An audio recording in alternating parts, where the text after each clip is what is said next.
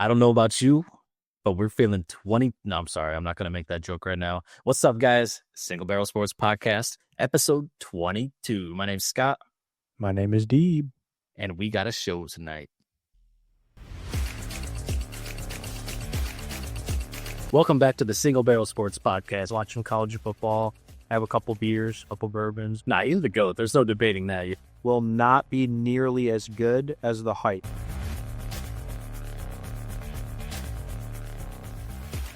Yep.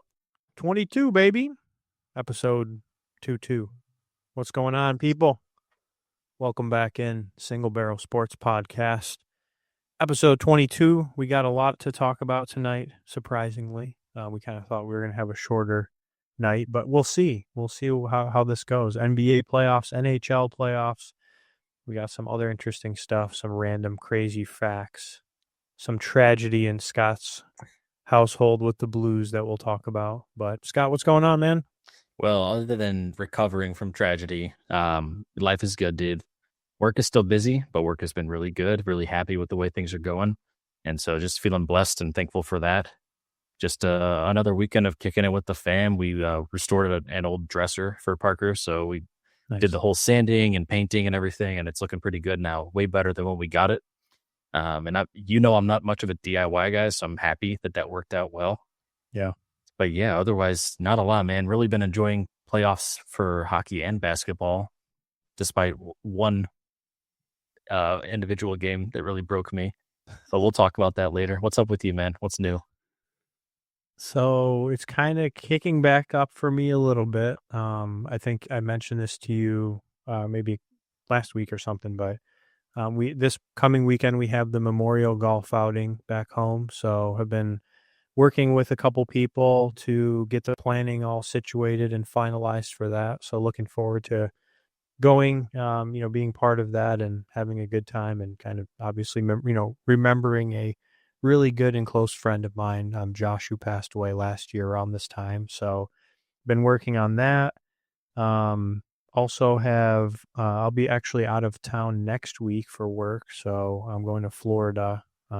Not as nice, I think, as when you go like in December or February when it's cold here, but still looking forward to that. And then football's been going well. So continuing to put in the 5 a.m. practices and get to, know the game and players and all that better. And sounds like I may potentially be helping to coach the defensive line this year. So that's continuing to evolve. Hell yeah. Okay. Well, hey, that sounds really cool, man.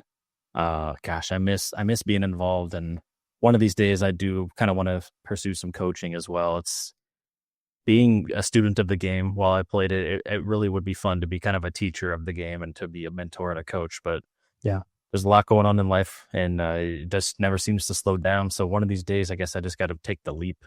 Maybe when Parker grows up a little bit, but yeah. Otherwise, for now, I'm watching it from the couch, and I'm criticizing everybody else from my comfy couch with a beer in my hand. Hey, that's totally fair. I love doing that as well. So there's nothing wrong with that until it's time. Yeah.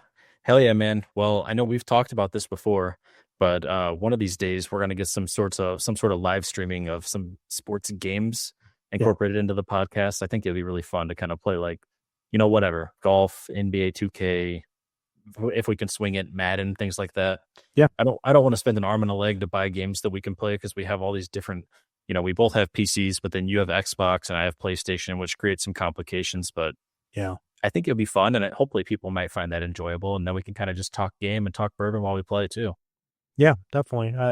I know you and I both have a history of we previously streamed, or have been streamers at some point with games and other type of things like music. So it'd be fun to get kind of back in touch with that, but maybe have a sports spin on it. And I think that'd be really fun for people as well to hear us BS through some games. Yeah, absolutely. Well, let's go ahead and dive in tonight. We can just start like we always do. Guys, we got goals. We have social media. We're trying to grow. We want to get the podcast out into the ears and eyes of other people. And we're so thankful for everyone who's been following along. And because of you, we have had some slow and sustainable growth. But we just want to keep that growth rolling here. So, Deeb, why don't you talk about our social media and where we can be found at? Yeah, so super simple. If you're returning or you're new here, we have everything if you've heard this before, it's like a beating drum, but www.singlebarrelsports.com, just the name of the podcast, super simple. It will take you basically to a page that will have all of our pages, so things like Instagram, TikTok, etc. We post a lot of short content, so clips, and we also like to try to do, kind of depending on what's going on, maybe like we'll do polls or try to kind of post some interesting things. Sometimes we'll do bets. We haven't been doing the bets as much, but I think we'll have some more of that too with, especially next week with some golf stuff. But yeah, and then all the full episodes are found on either YouTube or Spotify. So wherever you're watching us, it's also on the other platform. But the most important thing is, if you are not and you'd be willing to consider subscribing to the channel. It's super free. It doesn't cost anything. It's a very simple button click and it goes a long way, and we appreciate it because we have a goal of 200 subscribers for YouTube and we're at 145. So we're inching closer and closer. Yeah, and it was just a few weeks ago. I remember saying that we were approaching 130, so it's really cool to see that we've gone up to 145 now, and Yeah. just hoping to keep that slow growth rolling here. It's not a sprint, but hopefully it's a marathon, and we're just going to keep chugging along here. Yeah, and for anybody that is, if this is your first time watching, Single Barrel Sports, we're both sports and a little bit of bourbon mixed in. So we'll do a halftime pour, which I know some people really enjoy, and we'll talk about some bourbon. So just kind of FYI what the name means. Absolutely. Yeah, well, I think while we're kind of defining things here, why don't we go ahead and just hop into our sports term of the week, which is a segment where we talk about kind of an ambiguous term that gets used frequently in sports that doesn't typically come with a definition. It's kind of like you just have to kind of know what they're talking about when you hear about it. So, do you want to talk about it this week? I can kind of tee it up for you and you can let us know what it means or what it stands for. Yeah, I can do that. Yeah. Cool. So this week's term of the week is going to be red shirt. You might have heard that a lot, especially talking about college sports. Deeb, what does red shirt mean? So to the common person that has never heard this, they might just be thinking you're talking about the color of a shirt, right? I'm wearing a red shirt. Of course, that's what you mean. But the term is mainly used where I've seen it used mainly is in college sports, especially football. I feel like that's the one that's most common, or where you would hear it the most. Essentially, what it means is that you as a player are sitting out for a season, to preserve that year of eligibility. So there's many different ways that you can, declare red shirt. Like, for example, let's say you get hurt and it's really early on in the season. Well, you don't want to waste that whole season because you only have so many years of college. So you could red shirt, recover from your injury, and then not lose that year of eligibility. You could also, a lot of times, what we see in college football, especially, is like if you're a freshman, you might get redshirted because you're so young and you still need to develop. So they will redshirt you your freshman year. So then going into your quote unquote second year, you'll still technically be a freshman on the roster. But that gives you like a whole year to develop because you can technically still like practice and travel and do things with the team. You just can't play in the games or you'll lose that eligibility. So anything else to add to the red shirt? No, I think you covered it really well. And I think it, just at its core is meant to be a time for development for a player who might not make an immediate impact on a team, but has a bright future. And some other terms you might hear as a result of this in college, we hear all the time, like he's a true freshman. That means that he actually is a freshman in college that did not have a redshirt season. So yeah, just there's a lot of kind of terminology that branches out from the red shirt kind of concept here, but that's what it is at its core. And just it's pretty common, like you said, in football. Yeah. And I think, the other thing that I forgot to mention is sometimes when you come in and you're a freshman, you see these guys that are like not as athletically developed maybe their first year. And so they can take that year to like work out and get bigger and stuff like that. So sometimes that's part of it as well.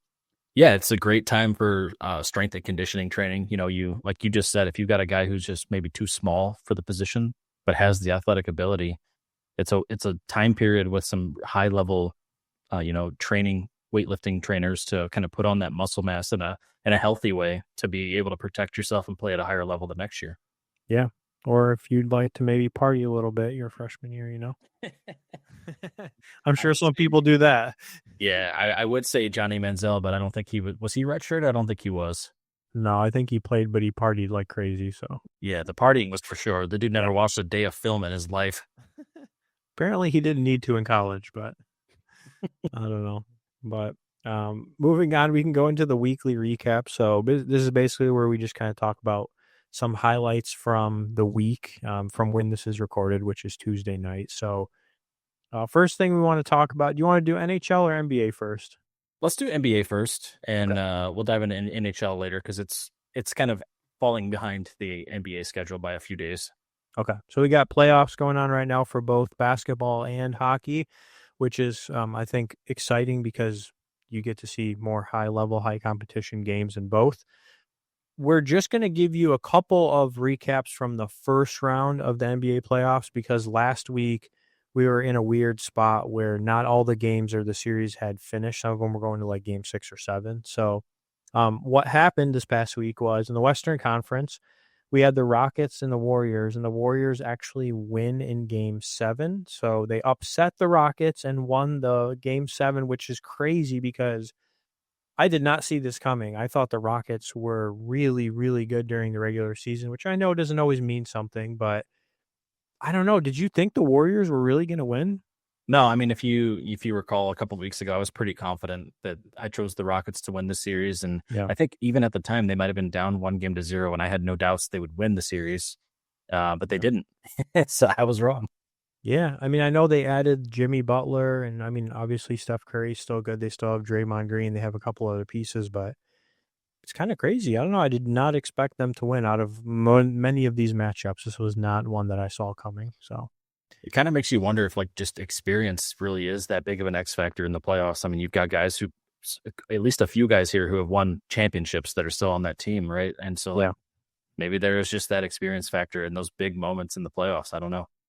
Yeah. Or, maybe the Rockets just got cold or something in the first round. I mean, you never know. But they played really well in the regular season. But your favorite matchup of the playoffs was the Lakers versus the Timberwolves, where the Timberwolves walloped the Lakers 4-1. So, Yeah, yeah, not what good. do you have to say about this? Not good. Did not predict this, and um, I really don't have. I mean, it's just humble pie. I think the Lakers just were not the better team in this series, and the results showed that. I mean, the Timberwolves had a pretty easy time with only giving up one win in a 7-game series.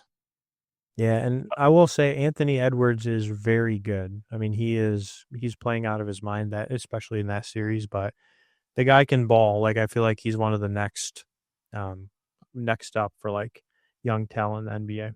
He's got that old school trash talk too, man. I don't know. He's even yelling at fans and Yeah. comparing sizes of different anatomy and just kind of yeah, he's got that old school trash talk mentality, I think. I think I know exactly what you're talking about. I'm pretty sure I saw the video of that. And then the last game in the Western Conference was Nuggets Clippers, which was another close matchup, but the Nuggets pulled it out 4-3, which I think you had predicted. I think I picked the Mhm. Clippers. I don't even remember why, but I recall uh, that. Yeah, I think you're exactly right. So, and it was a very close series. It was nice to see one that was a little bit closer after damn Lakers in 5 is what everyone was saying, but they didn't say that they were going to lose in 5. and then the two games we didn't cover Eastern Conference were Celtics Magic, no surprise, 4-1 Celtics, and then Knicks and Pistons. The Knicks won 4-2. I thought the Pistons had a chance. I know the Knicks were ranked higher, but I thought it was going to maybe go to a game 7. So upsetting the Yeah. people. They didn't make it. So The Eastern Conference went kind of how I thought that it might, and well, yeah, we'll see what happens in this round. There's some good basketball ahead of us here.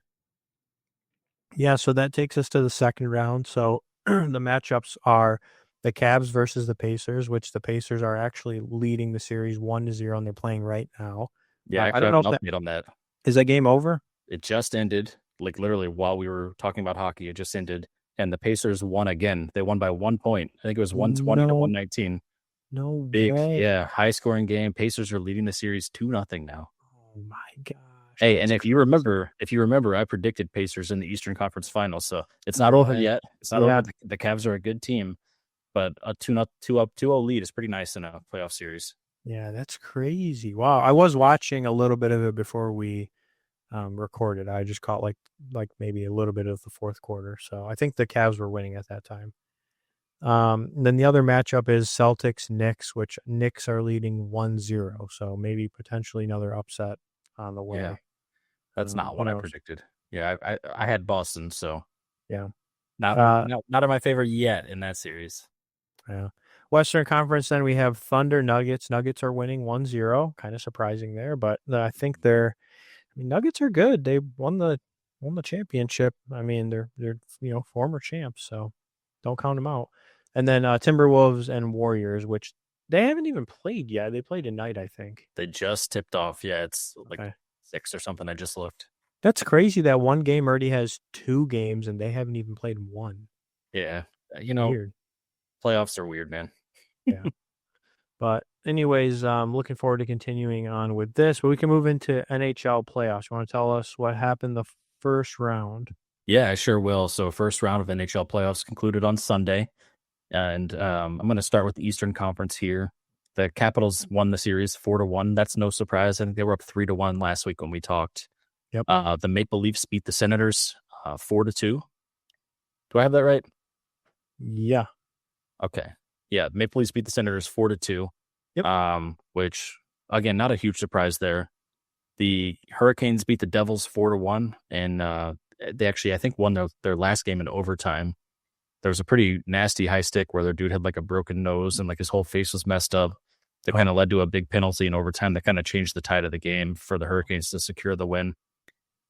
The Florida Panthers beat the Lightning 4-1. So that's all Eastern Conference.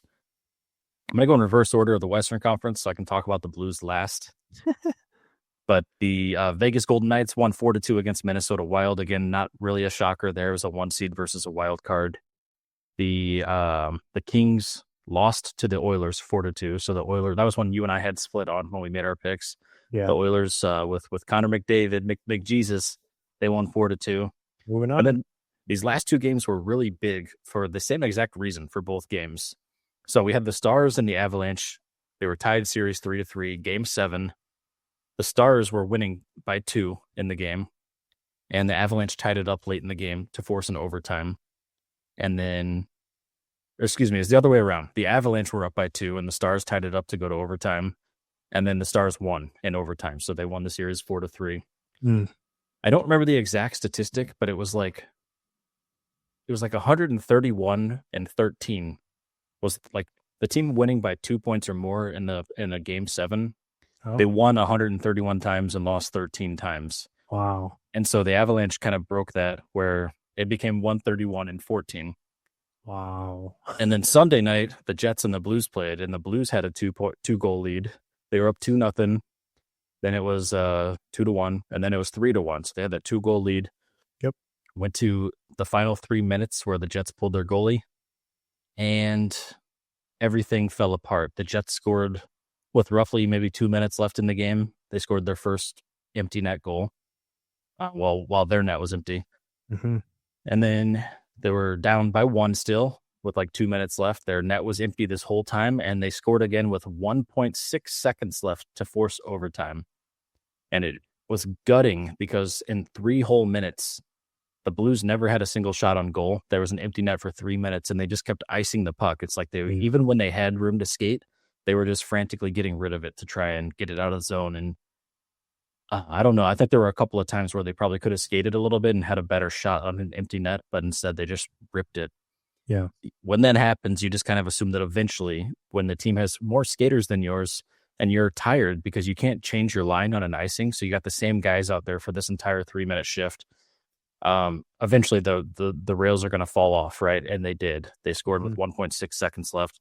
It then went to 2 overtimes, so a whole overtime period with no goals and almost an entire second overtime before the Jets ended up scoring and winning and breaking my heart. Yep. And I will say, while we're here, I'm just going to reflect on this. Never until like 1 month ago did I think the Blues were actually going to make the playoffs this year. We were a team that was in rebuild mode that looked like we were slightly coming up the slope, but we still had some way to go. Yeah. We had a 14 win streak to end the season. I think we lost a couple at the end, but like we had 14 wins in a row very at the end of the year to put us into playoff contention. We were the last wild card team in, and we played against the top team in the entire league. I'm pretty happy that we got to see some really competitive NHL playoff hockey for Blues fans out there. It sucks that we lost, Yeah. but I didn't expect to get to watch those 7 games, and I didn't expect to really take the top team in the whole league to the edge.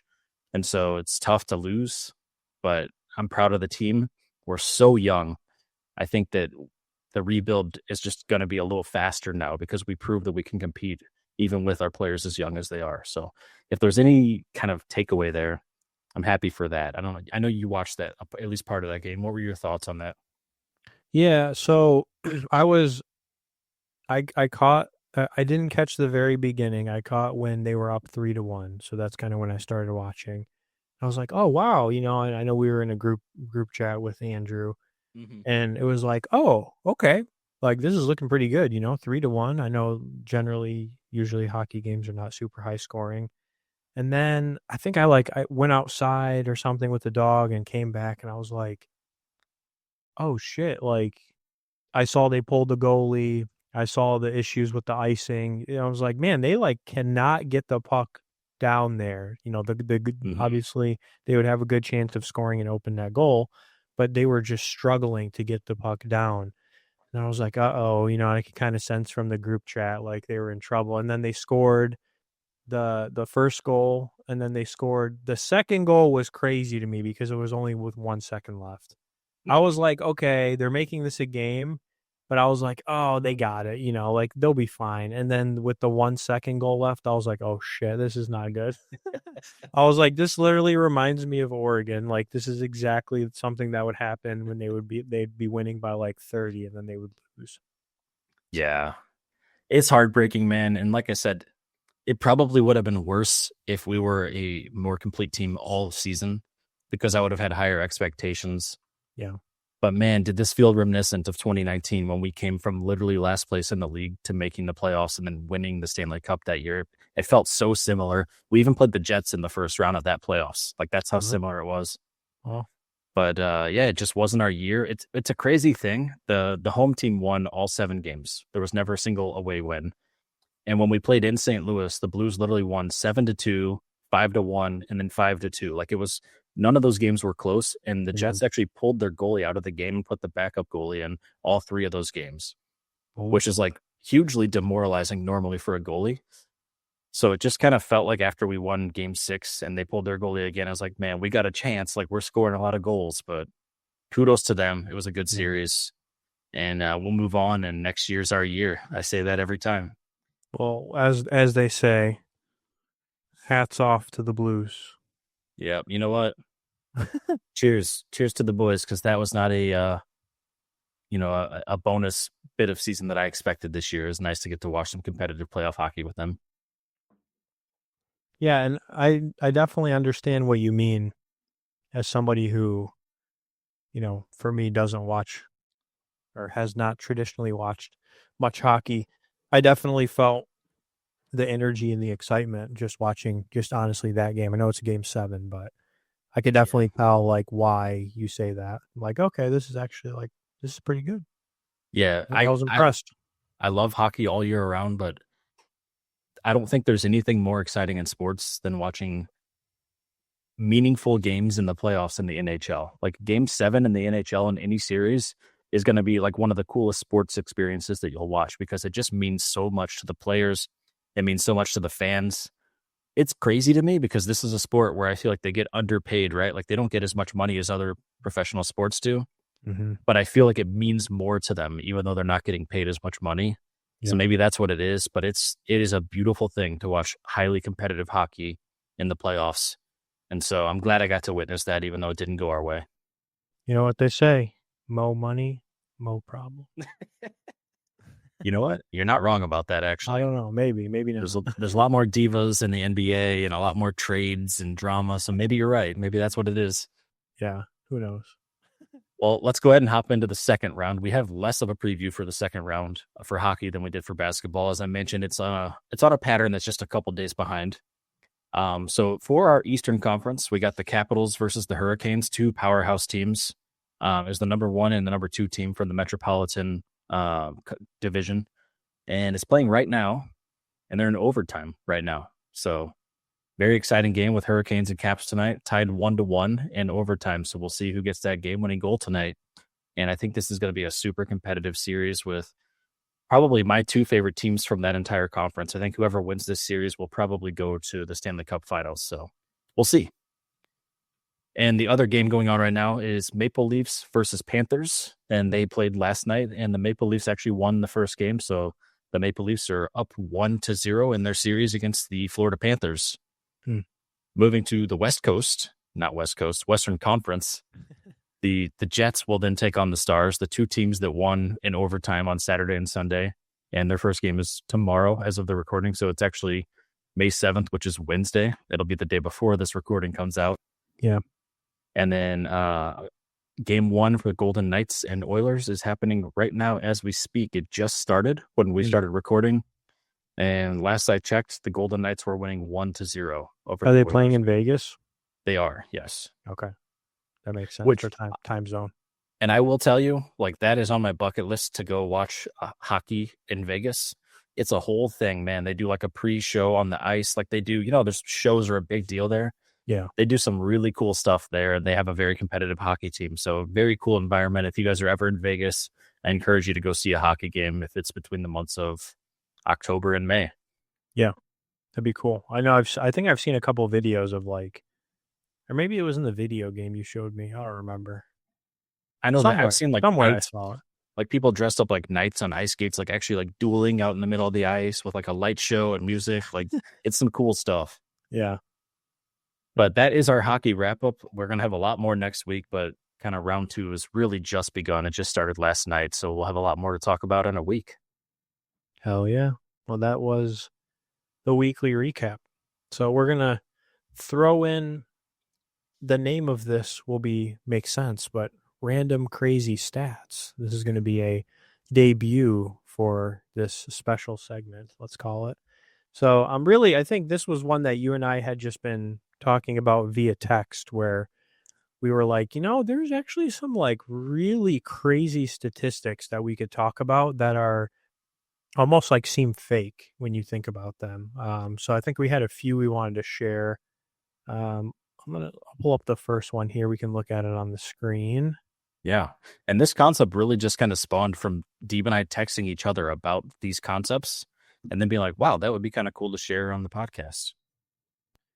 So this one's from ML Football. I don't know if you've seen this one, Scott, but I came across this and I was like, there's no way. So former Rams running back Todd Gurley is still 3rd in the league in rushing touchdowns since 2015, and he has not played a single game since 2020. Do you remember how good he was for that 5 or 6 year period? He had like a completely messed up knee that really shortened his career. But I mean, holy cow, like talk about a generational talent in the NFL. And it's crazy to think what that career could have been if he, had the longevity of a full career, because my goodness, was he good. So can you guess who's number 1 and 2? This is since 2015, by the way, is the statistic. Derrick Henry would be one of my guesses. He's number 1 with 106. Number 2. He plays for, I don't know if he still plays for, he played for the Cowboys. Ezekiel Elliott? Yeah, that makes sense with the timeline. 74. Guess who's number 4? It's a quarterback. Jalen Hurts? No. Josh Allen? Yeah. Yeah. I was going to say, I know Allen gets a lot of rushing touchdowns. That's crazy. I was thinking like Saquon, but I feel like he hasn't played as many years since 2015. So yeah, he's number 17. Yeah. Yep. I feel like he was a rookie in like 2019 or probably 2019. Yeah. He doesn't have as many seasons as some of the other guys. Jalen Hurts is actually number 11. Okay. Yeah, that makes sense because his rushing touchdowns really started last year and this year with that brotherly shove or the tush push. So Yeah. yeah, it's insane to think about Todd Gurley's impact on the game after he retired. And again, it's just sad that he couldn't have a full career because he was one of the greats. I think he could have been one of the greats of all time if he had a full career. All right. Second one. I saw this one today. I have seen this before, but I think it's crazy just to revisit it and like look at the coincidence here. So this was Brett Casey that posted, the one that we pulled. So Joe Theismann and Alex Smith injury statistics. So both quarterbacks both had the same exact injury, broken tibia and fibula.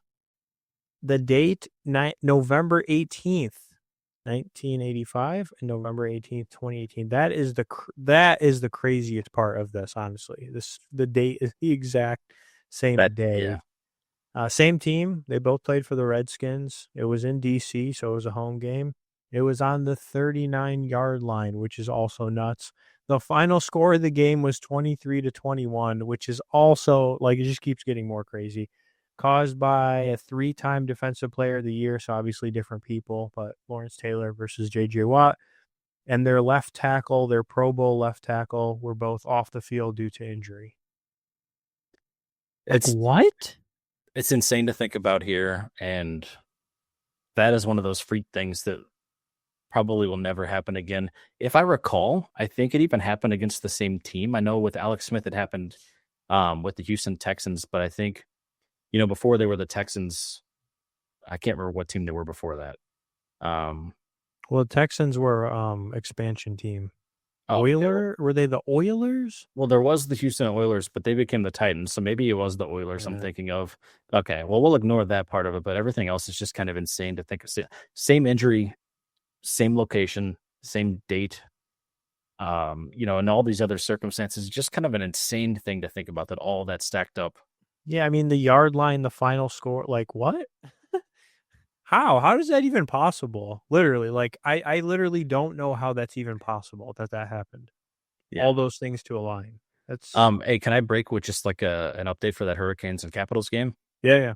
Hurricanes won in overtime, so they're up 1-0 in that series. Nice. And if you don't know, I live in the Raleigh area, so that is my team for the rest of the playoffs. Now that the Blues are gone, we're rooting for the Hurricanes to take it all. They're up 1-0. Hell yeah. I actually just saw we got a text as well. Yeah, I had my phone had like 3 notifications pop up. Yeah. There's like a group chat text. I was like, oh, okay. All right, last one. I think this is one you sent. So, well, there's 2 more, but this is one of them that you sent. So what do we got here? Yeah, it's just crazy when you get into kind of the wormhole of statistics, but this was something that I saw posted. It's called the most insane single season stats ever. And this is actually insane if you think about it. So this one, I was well aware of this one because Peyton Manning was my guy. He was like my role model when I played quarterback in high school. In 2013, he had 55 passing touchdowns in 1 year, which is still a record to this day. And really, like, even this year, like, no one really even came close to that. If you think about our elite kind of quarterbacks this year, Joe Burrow, Josh Allen, Lamar Jackson, all these guys, none of them came anywhere near 55. Did Burrow have over 50 this year? Or was that total? I think Burrow may have ended with 49. I'd have to check that. Okay, I'll double check. You can keep going. Yeah. This one I had never heard before, probably because it happened in 1962, but George Blanda had 42 interceptions in one season.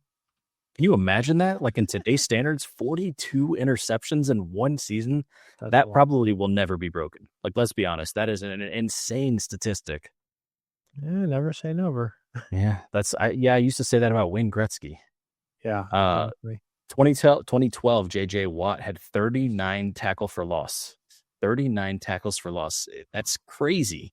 It's a lot. That's literally averaging like 2.5 tackles for loss per game, per every single game. 2006, you remember LT, LaDainian Tomlinson? Yep. 31 non-quarterback touchdowns. So that includes kind of rushing or receiving. He had 31 in one season. And if he was on your fantasy football team, you just guaranteed to win that year. It didn't matter. Crazy. Just crazy to think about. Like, some quarterbacks don't get 31 touchdowns in a year. He had 31 as a running back. Ray Lewis in 1997 had 156 solo tackles, like not group tackles, like where a couple people take him down. 156 by himself tackles in a single season. I mean, look at his helmet. That tells you everything you need to know. I just want to digest this for a second. That's like they played 16 games per season back then. That's almost 10 solo tackles every single game. Not with no one else helping him tackle them. That's 10 per game. That's insane to think about. And then he did kill someone, so well, allegedly. And then in 2012, my GOAT, honestly, man, this guy was such a beast at wide receiver. Again, another career cut way too short. Calvin Johnson, Megatron, 1,964 receiving yards in one season. And that was back when they only played 16 games. That was before they extended it to 17 games per year. So crazy to think about. These individual single season stat records were all played with one fewer game than what the seasons currently have. And they still seem insane, and they're unattainable. And that's with one fewer game. So just kind of crazy stats that I think are really kind of cool to think about in the game that we really admire. And so many people play fantasy football. So statistics are a really important part of that. These may never, none of these might ever be broken, or maybe they will because we are playing more games. But yeah, I don't know. They're insane. They're just absolutely insane statistics. So I did do a stat check. Oh, go ahead. Did quick stat check. So Burrow threw 43 touchdowns last. 43. Okay, yeah, even less than I thought. Yep. What do you think is the most crazy statistic that's on the screen here? The interceptions. Yeah, I would agree with. I would just too. Yeah, I mean, at that point, like, are you drunk? Like, if you're a pro quarterback, I don't know. I mean, did Jameis Winston throw like a ton of interceptions one year? I don't remember what his was. Yeah, like 30, not 42. I was going to say, I mean, it's still pretty 32 for one. Yeah, like, come on, dude. That's crazy to me. Yeah, that's a lot. Like, no thanks. Way too many. Is there any other one that sticks out to you other than that? I think that's the biggest one. And then I probably would go maybe the Peyton Manning season, but it's hard to say, man. Like LT's 31 touchdowns in a single season as a running back is hard to comprehend. Yeah. That is so many touchdowns. Do you know it was 2013, the year the Broncos won did they win a Super Bowl that year or no? I don't think they did that year because they won the year when Peyton Manning kind of sucked. Yeah, they went to they lost the Super Bowl to the Seahawks. Yeah. They got stomped by the Seahawks. Wow. I remember that, yeah, because Peyton Manning had like one of the greatest seasons ever, and then they got absolutely wrecked. Yeah. But then they ended up winning it the year when their defense was like the best defense in the league, and Peyton Manning was like very average at best. Yeah. His last season, and it was so cool to see him go out with a Super Bowl win. But my gosh, was it his time? Yeah. And then I think you had one more stat you wanted to share. Yeah, this is just another one that I came across this week, and it just kind of blew my mind a little bit. But I actually remember this happening, thinking about it, and I was like, "Oh man, I played fantasy football back then. I remember this." Yeah. Cam Newton, as a rookie in his very first 2 career starts, he had over 400 yards passing in both first career starts. So like first game, second game, 400 yards. Kind of seemed like at that point, like, holy cow, this guy is going to be a beast. He never threw for 400 yards in a single game ever again his entire career. Yeah, that's wild. He did it his first 2 games and he never did it again. I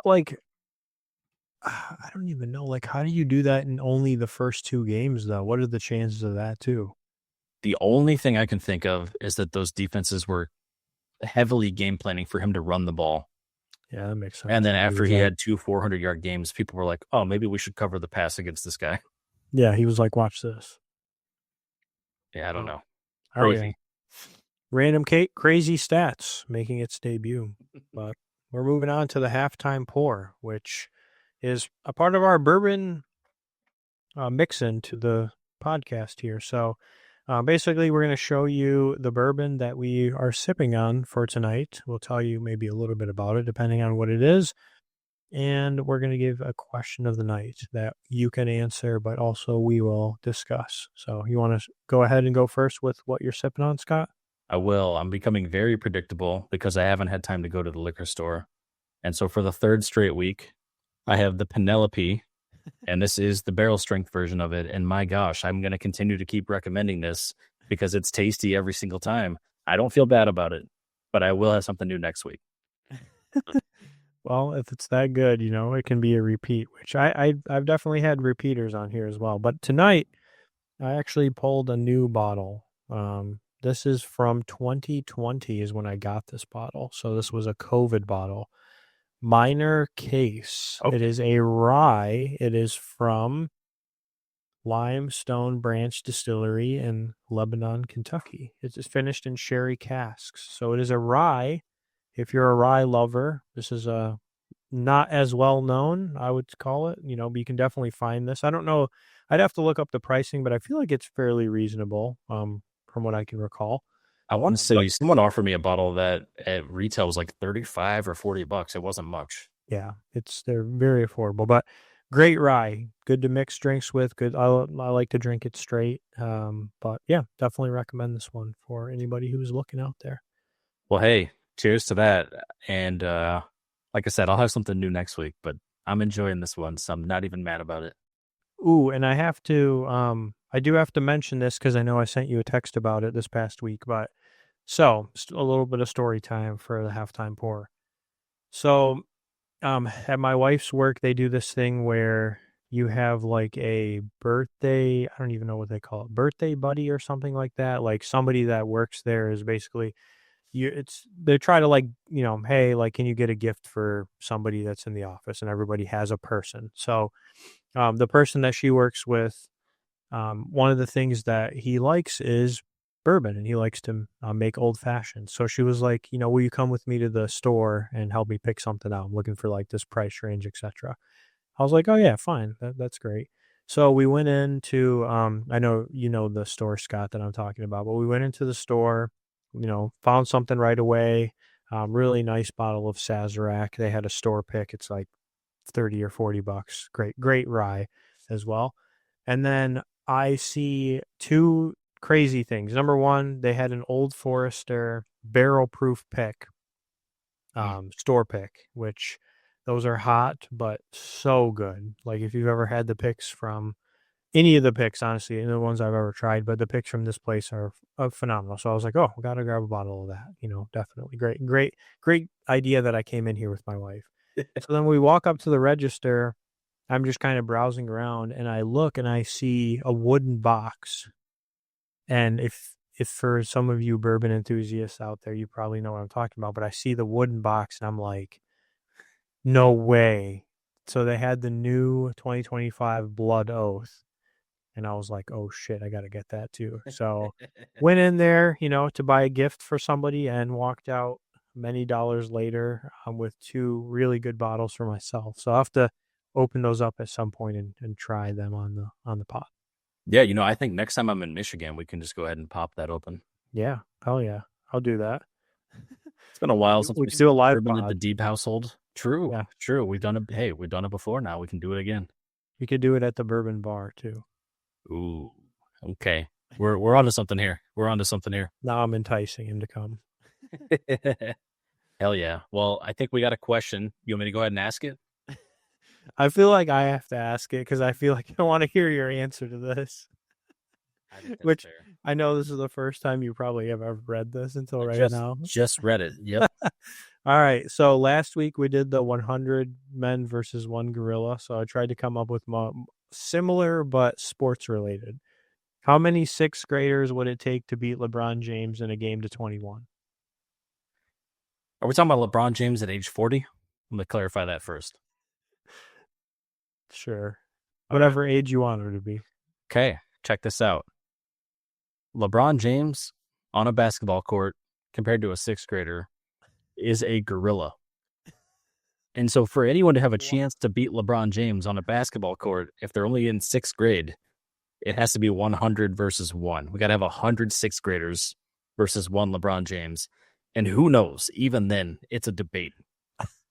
Because unless they literally like swarm him to box him out, like they're not going to shoot over him. He's way taller than a sixth grader. They're not going to be able to defend him. But if they can box him out with 100 bodies, maybe they could win that game. I guess that's the debate. So, all right, that's respectable. I think maybe a little overboard with 100, but I don't know if they would all fit on a court at once. I think it would realistically take 15 sixth graders at once to beat LeBron James in a game of 21. Why I say 15 is because, yes, he has the advantage of height and strength and speed and all that. But if you have 15 sixth graders and they can move the ball around, it's very hard to guard 15 people. Like if they throw the pass, they could have people cherry picking. You know what I mean? Like there's ways that you could spread it out so much that there's no way he can guard every person at once, no matter really what age they are. But I feel like that's kind of the sweet spot that I'm going to go with. 15 sixth graders is what it would take. I would bet my entire life savings that LeBron James would beat 15 sixth graders, and it would be like, in a game to 21, it would be like 21 to like 1 or 2. It would not even be close. How is he going to guard them all? First of all, how many sixth graders can make a shot from outside of layup range? I mean, they could be good sixth graders. I never said they were like terrible sixth graders. And no matter how good they are, they're still not great. We're talking about the best player to ever do it. And we can get into that debate another time, but like we're literally talking about the GOAT versus 15, 12-year-olds. Get out of here, man. My whole life savings is going on LeBron. I mean, listen, it's not even a question of his skill. It's just he can't guard that many people at once. If you told me they were like ninth graders, I might agree with you. But I think at sixth grade, I'll take LeBron. I mean, you actually think 100 though? They won't even fit on the court. Yeah, that's the whole point. He wouldn't be able to move to stop them. What about like 50? Baby, but I'm gonna go with 100. All right. Well, you heard it here. We have 100 from Scott and 15 from me. So hey, let's just throw up a poll on the. We'll put it in the on Spotify. We'll put this in the description as a poll, and then we'll throw this up on Twitter and whatever social media that we can do polls on. Yeah, we will. We'll see what people have to say. Drop us a comment. Let us know what you think. Oh man. All right. Well, that's the halftime pour, and it's back again. We might have to remove the special segment part of this and just call it Tiers List from now on. Hey, it's growing on me. I'm enjoying it. And then the nice thing about some of these categories is we can reuse them. Maybe not the first overall picked quarterbacks, but a lot of these can be reused. So we can keep doing this with just random entries. So this week we have Dirty Players. So basically the way that we do this is, if you've never seen it before, there's only one rule. Basically, there has to be a player in every single tier. So S is the highest tier, F is the lowest tier. We have players from anywhere from NBA to boxing to WWE. So we have tried to kind of get a good mixture of players here to rank and rate. So Scott, I think I'll let you go first and have the honors this week with Draymond Green from the NBA. Where would you rank him for dirty players? And just to clarify, the higher they are, the more dirty they are, right? Yes. Yeah, we can't stand Draymond Green. He's a super dirty player. He's just cringe. He's a cringe human being. But there's some really dirty people on this list too. For now, I'll go ahead and move him. For now, I'm going to put him right there because I do think there's two people I might put above him. And so I don't know if he's the highest A or the lowest S, but I think he's somewhere in that contention because there are so many instances of his shit, of his BS. And maybe that's another thing that we can debate here, right? Like, does severity of one isolated event matter more, or does frequency of playing dirty over and over and over again in your career matter more? And I think that will be the debate. Maybe people can tell us what they think in the comments, but I'm putting him there right now because of the frequency and the severity. Yeah. That's fair. I mean, right off the bat, I could definitely see him being either an S or A. I haven't really decided which one yet based on the other people, but that's probably where I would land him, is either an S or A for now. Yeah, I agree. He's got to be in one or the other. Okay, Ndamukong Suh, very well known for stepping on people. Yeah, stomping on Aaron Um, Rodgers and other players. stomping on people. I mean, I feel like he was pretty dirty, but like most of it was what, stomping on people. I mean, did he get into like fights or anything weird? Like the only thing I think of when I think of him is stomping on people.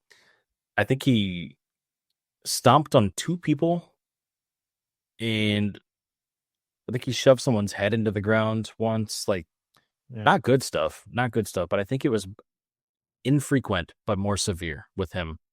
I'd probably put him at like a high B then. I mean, I think he's dirty, but I don't think he's like the worst on this list by any I means. So I I will probably say, put him in. go ahead and put him there. But I will say, I just looked up a stat. He racked up over $500,000 in fines in his career. So But what is that relative to? Like, is that what is like a typical player having fines? I don't. I feel like usually like a fine would be like 10 or 15K. So like it's based upon severity and frequency in this case, but like he Yeah. either had a lot of them or he had some really obviously stomping on people is going to be pretty big fines. So that probably would sway it to be a little bit more. So do you want him in low A? Because I mean, I'm kind of like, I think low A is where I would personally put him, but I will say that there's a lot of philosophy in this list because of okay, severity versus frequency. okay, I'll put him in low A because I would kind of like B plus. Is what I was thinking. Okay. And we can always move them, but let's just see how this ends up being. All right, Claude Lemieux, which I think we watched a video of this guy, right? Yeah, Claude Lemieux is an interesting one because he had kind of a like an infamous hit back. It was back in 1996, so it's been a while. It's been nearly 30 years. But basically, he boarded somebody in hockey. He pushed them from behind into the boards, and it was well known because he actually broke this player's jaw and fractured their orbital. The guy had to have like reconstructive facial surgery. Mm. So it was a big issue. There was one big isolated event, but he's also kind of known for like elbows and late hits and also trying to like instigating a fight, but then not following through to try and draw penalties from other players. So he's historically a pretty dirty player. But other than that one event, I don't think he did anything too crazy. So I think I might put him as a B plus. Okay. Did you want to move him or do you? Yeah, I can put him there. Okay.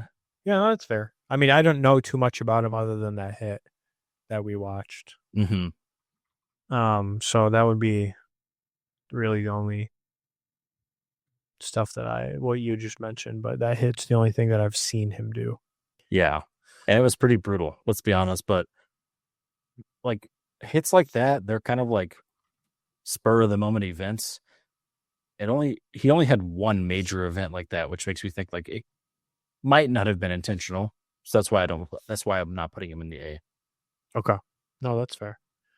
All right. So next is Rodney Harrison from the NFL. So I didn't actually know too much about Rodney Harrison and his quote unquote, being a dirty player. But when I looked some of it up, because just was curious, I mean, essentially, he was apparently repeatedly voted the dirtiest player in the league by coaches and players. So that's one thing.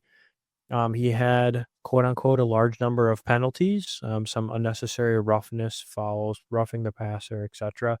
And I think one of the more notable suspensions he had was when he had a helmet to helmet hit on Jerry Rice. So that was probably the you know, quote unquote memorable play from him. So I don't know. I mean, do I think he's more dirty than Ndamukong Suh? I mean, apparently coaches and players thought so. So I don't know how. Coaches and players also ranked Ndamukong Suh as one of the dirtiest players too. Yeah, that's what I'm saying. Like, it's kind of hard to know where. Like, is he an A? I don't know. I mean, maybe he's a B. Like, is he more dirty than Ndamukong Suh? It's kind of hard to. You put him where you want. I'm going to offer my piece on this. I think Rodney Harrison brought old school football into a new school environment. I don't think he's a dirty player, at least as dirty as a lot of people on this list. He's probably somewhere in the middle, in my opinion. Okay, I I think, was gonna say B. That's where I was thinking. yeah, I was thinking maybe C plus or B minus. Here's the thing. I think there's a lot of dirty people on this list, so I don't want to put him too high because I think he just played a very physical football. Yep. And if you think about it, his hit on Jerry Rice was in 2002, right? Like that's back when football had a lot of big and semi-dirty hits. Like it was commonplace. We compare it to somebody like Ndamukong Suh, like he was doing this shit in like 2014 or 2012, like way after the rules of the league kind of changed. So Yeah, that's fair. I don't think he's nearly as dirty as Suh. I don't think he's nearly as dirty as some of the people on this list, but certainly he was viewed as dirty during his time. So I think Yeah. it's fair. Okay. Pedro Martinez. Pedro Martinez is one of the best pitchers of all time. He's considered dirty for two reasons. He was very accurate and he was known for pitching inside, like close to hitting people, and also for actually hitting people. And people think because of how accurate he is that was on purpose. He's also considered to be dirty because there was a brawl back in 2003 where was it a 72-year-old pitcher a 72-year-old coach charged Pedro Martinez while he was on the mound, and he apparently grabbed the coach and like threw him on the ground. I mean, if a coach is sprinting at me like he's going to fight me, I might kind of like try and de-escalate too. I don't think that it was like overly aggressive. Yeah. And I think otherwise he's playing the game of baseball. He was getting in people's heads and he was getting strikeouts because he was in their heads. I don't consider Pedro Martinez dirty. And so I am going to put him as an F plus. I don't think he's a dirty player. F plus. Never Yep. heard that before. I've never heard that either. All right. What are your thoughts on that before we move on? Is that No, I agree with that actually. I mean, I think he's on this list because maybe he has like a reputation or it's kind of one of those things, but I really don't think he was quote unquote that dirty. I just think he just had a certain style. with that coach that charged him? That's kind of like an F around and find out moment too. You know what I mean? Like yeah, he was known for trash talking, but like who isn't? In the early 2000s playing a professional sport, everyone was trash talking. Oh yeah. That was the thing to do. Todd Bertuzzi. So I think we watched a video of this too. So I mean he had probably one pretty notable moment where he basically, what was the terminology you told me? He like something checked someone. His was a sucker punch, and then okay, never mind. I'm thinking of the other guy. His was the sucker punch, then throw the guy's head into the ground. Yep. And he ended the guy's career.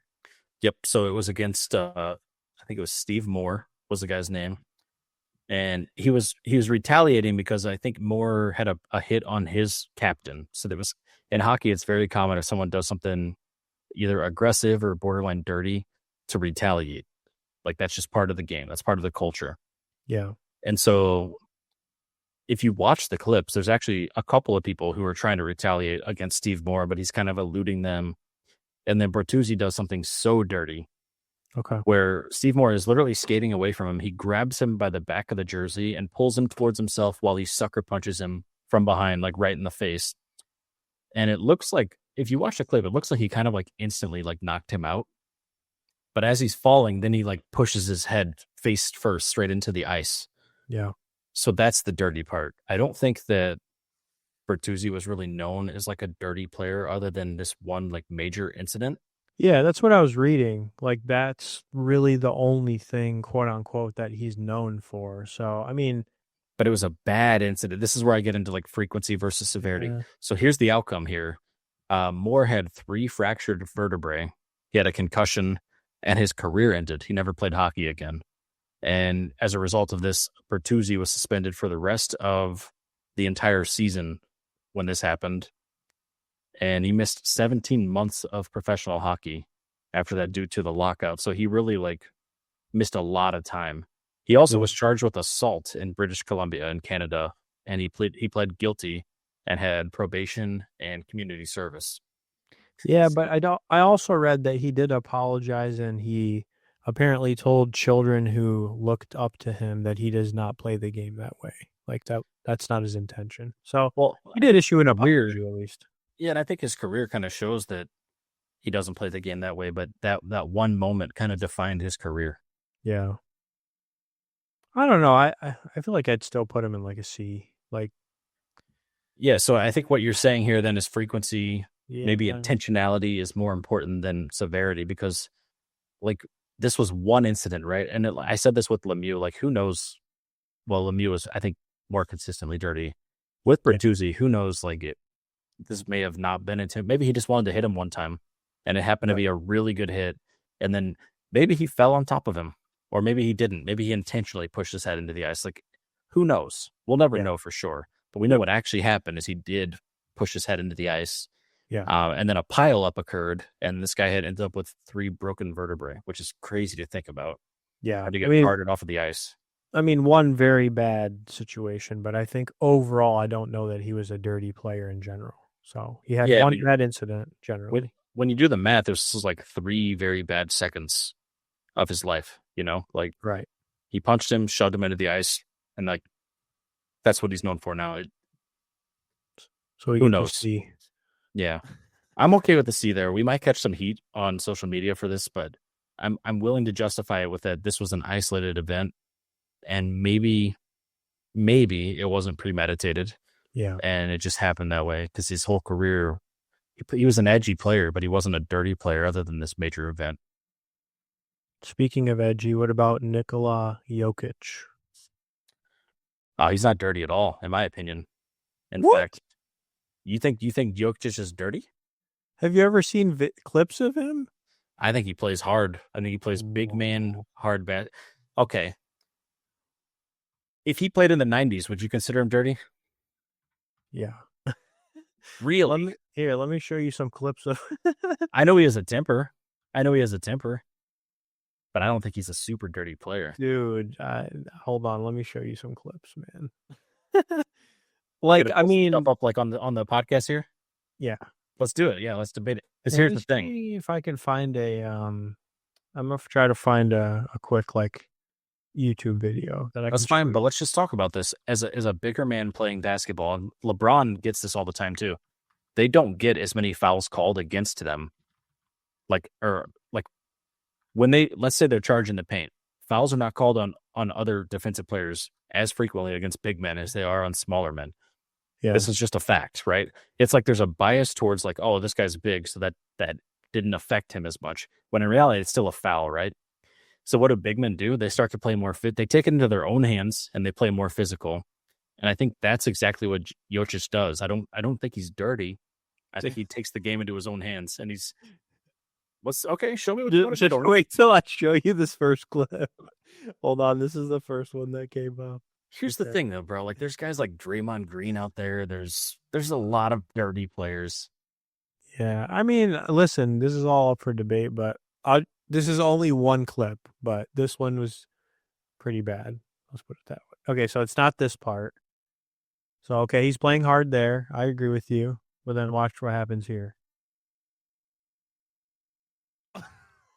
Hold on, did you just push him down? It was kind of lagging. Did you just like shove him from behind? Here, ready? Okay, watch right here. That's a little dirty. Watch. That's a little, Dude, a little dirty? but He just dude, destroyed that guy. Okay. All right. Well, I'm gonna put him in the B. I'm gonna put him in the B. He has more is what I'm saying. Like that's like one incident. He does play hard. I agree with you on that, but if you look up his videos, like he's not a saint. Do you think he's dirtier than Draymond Green? No. Do you think it's even close? N-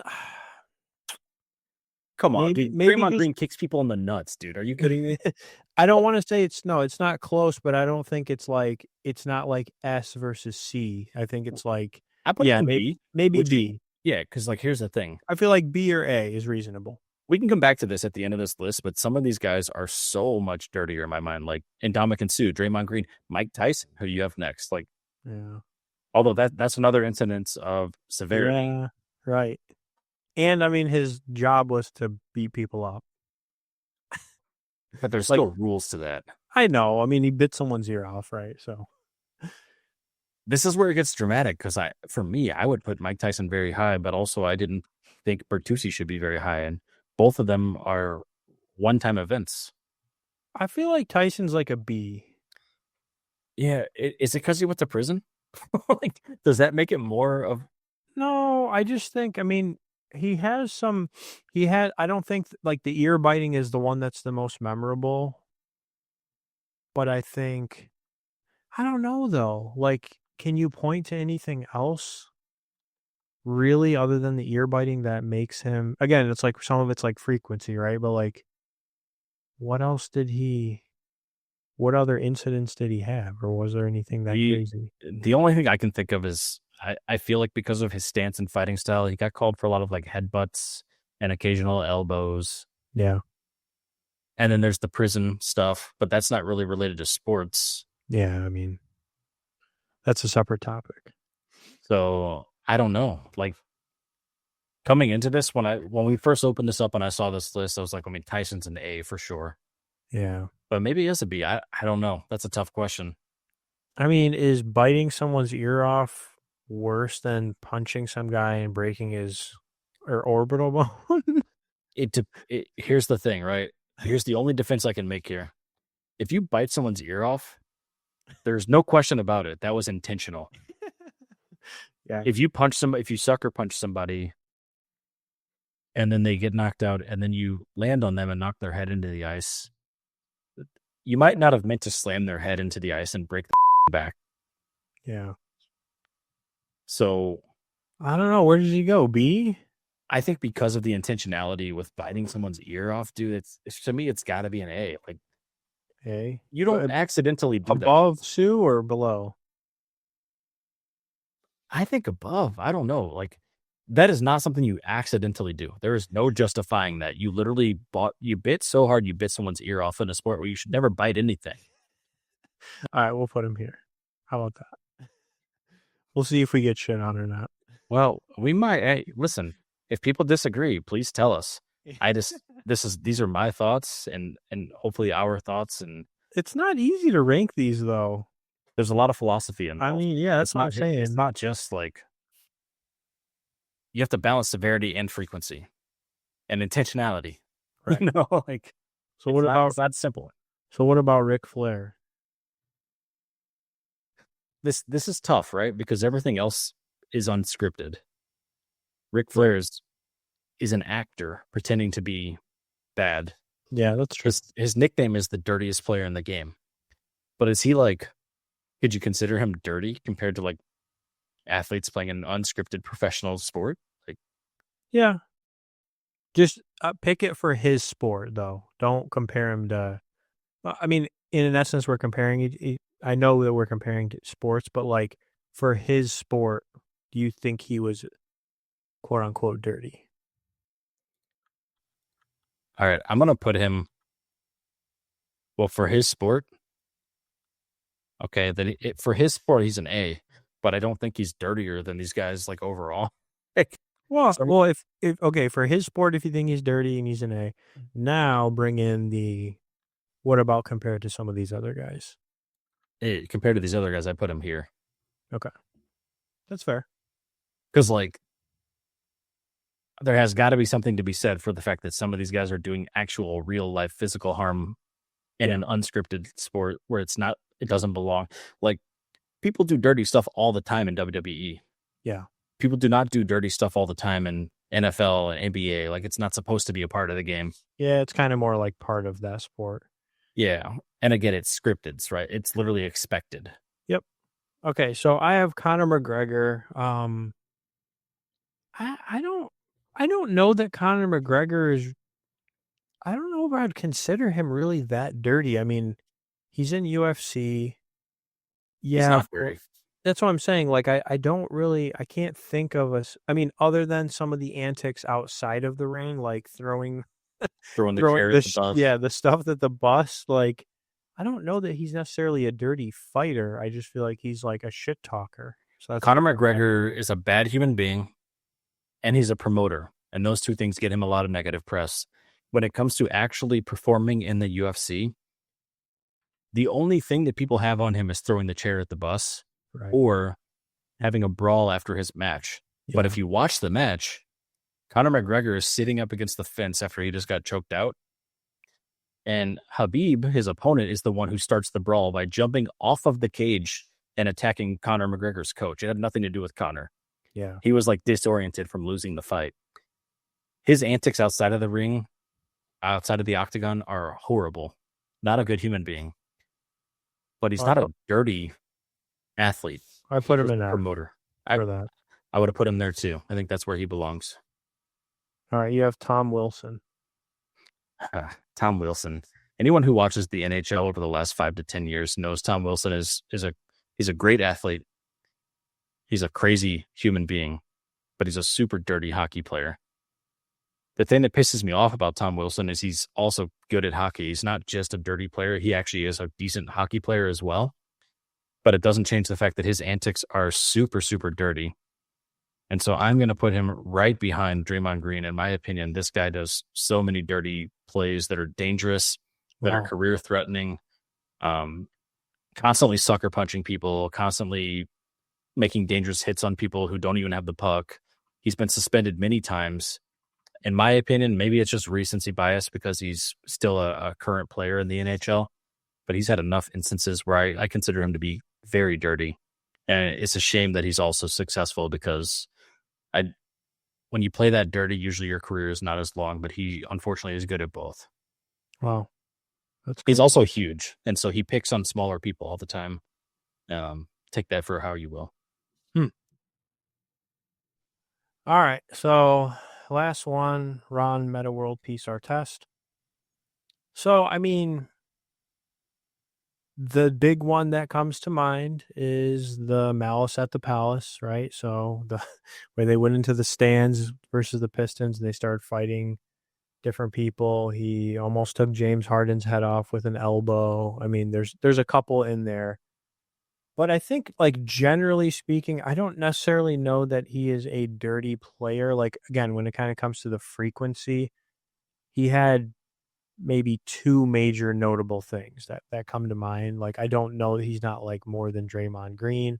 I actually think Jokic is more dirty than Ron Artest. I'm not going to lie, just based on some of the frequency. So I'm going to put him in. I think I'm going to put him in low B. Because I think some of those are notable. Like, I mean, fight, like punching, you're going to the stands and like getting into fight with fans. That's pretty, pretty notable.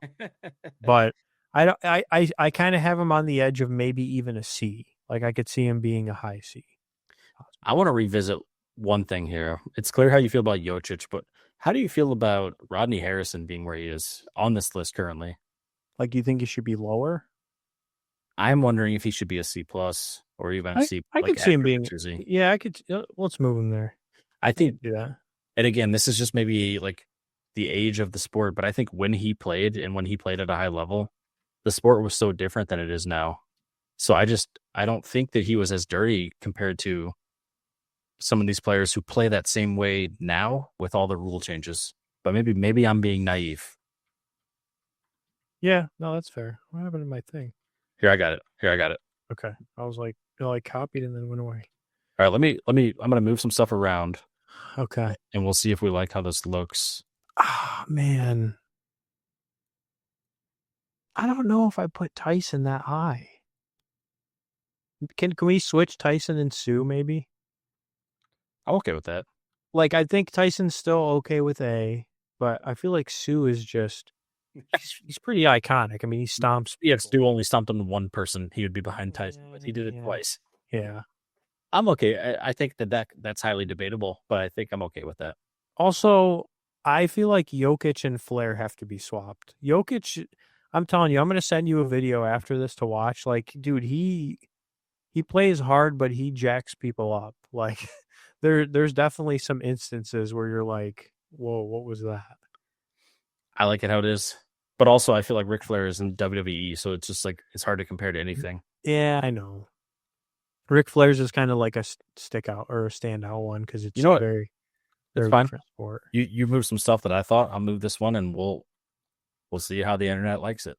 I still think, I mean, Flair is definitely probably in B. I mean, he could be honestly interchangeable anywhere. It's just hard to like compare and contrast. It's gonna depend on your perspective. If you're like a mark watching WWE all the time, you might be like, "Oh, Ric Flair is an S." And Yeah. if you're someone who doesn't give a shit about the WWE, you're like, "Why is he even on this list?" So Yeah. Oh, we tried to include many different sports. yeah, honestly, I think this worked out okay. I kind of agree with it, and we also might get cooked for Conor McGregor on the internet. But if you listen to the full episode here, I think we had reasons why we put him where we did. His outside of the octagon antics are horrible. Not a good person, but that doesn't make you a dirty player. It just makes you a bad human being. Yeah. For those of you not watching or only watching the clip, watch the full episode. Yeah, come watch this whole thing. You'll like it. All right. Well, drop us a comment. What are your thoughts? Do you agree? Do you disagree? Are you going to cook us or are you not? All right, let's get back at it here. Let's do some community call outs. Holy. As always, we like to just recognize some people who have interacted with us over the week. We love when people interact with our socials. So please do that if you hear this.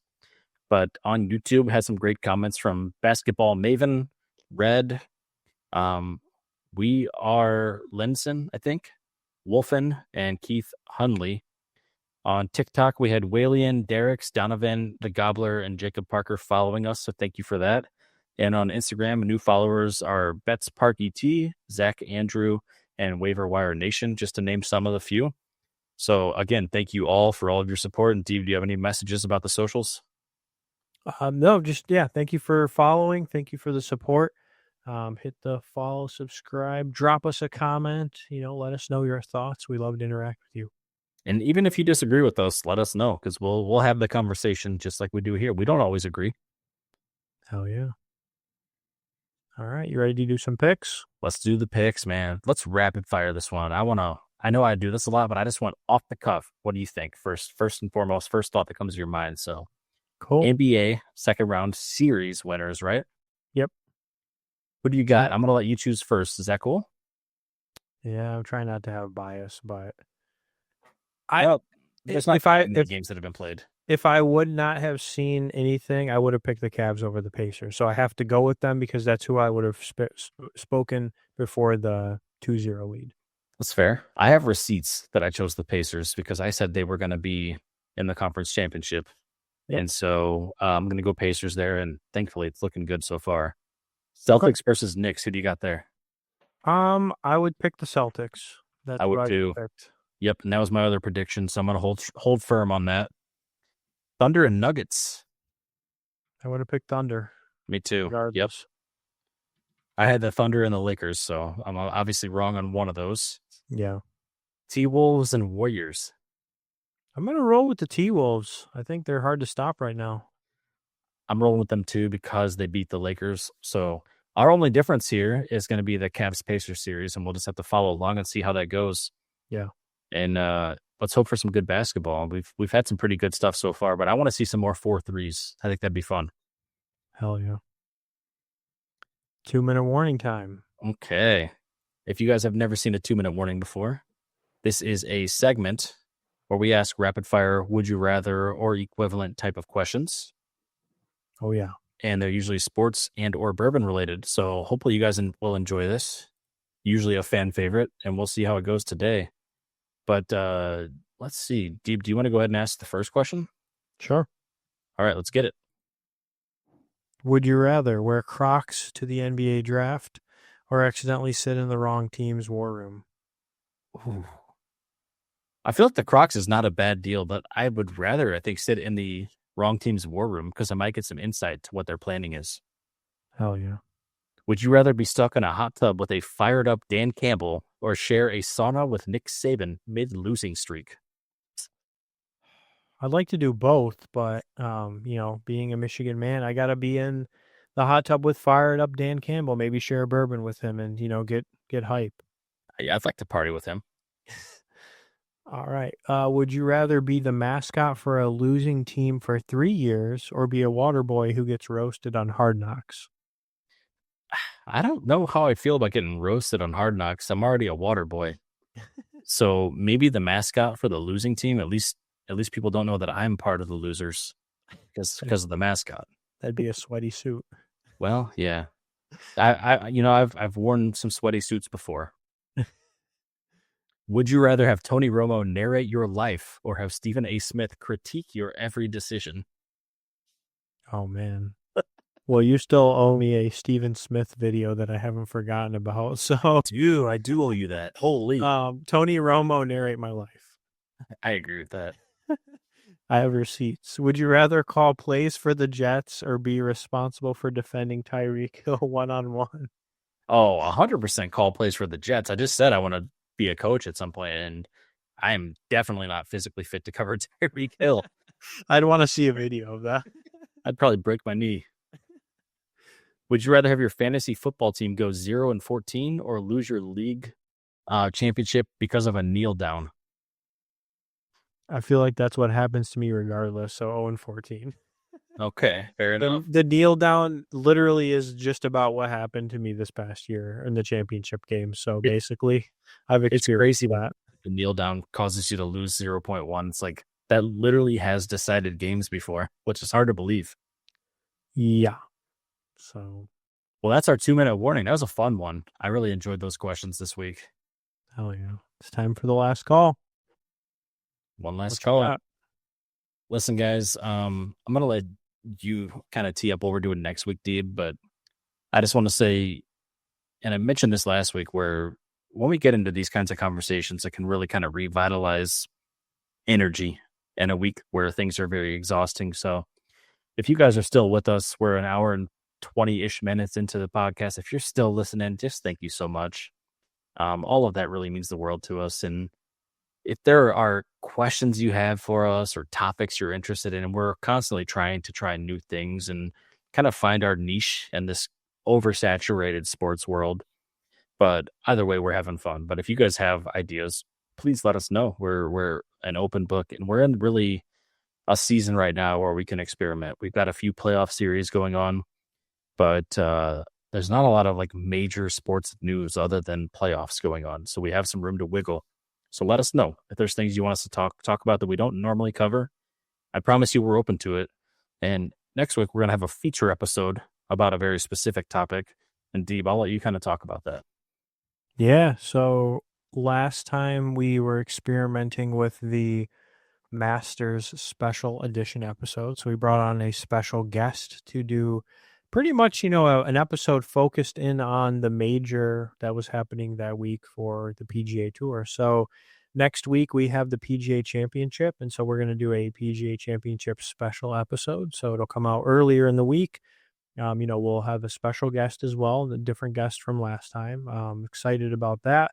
And we'll try to give you, I think, a little bit more too on the thing that we didn't do as much last time. I think we want to do a little more this time is like betting picks. So I know we did some like, hey, who's your top whatever players, but I think we're going to try to mix in some more betting. So if you're into that or you're looking for like DraftKings or, people to consider, we'll try to mix that in a little bit more for this coming special. So excited for that. And yeah, other than that, echo it. Let us know if you have, certain, even if it's like tier lists or questions like the, sixth graders versus LeBron type questions, that kind of stuff. We always like doing that stuff. But other than that, that's all I got. Okay. Well, appreciate you. And thanks again for everyone who's been hanging with us. Have a great week.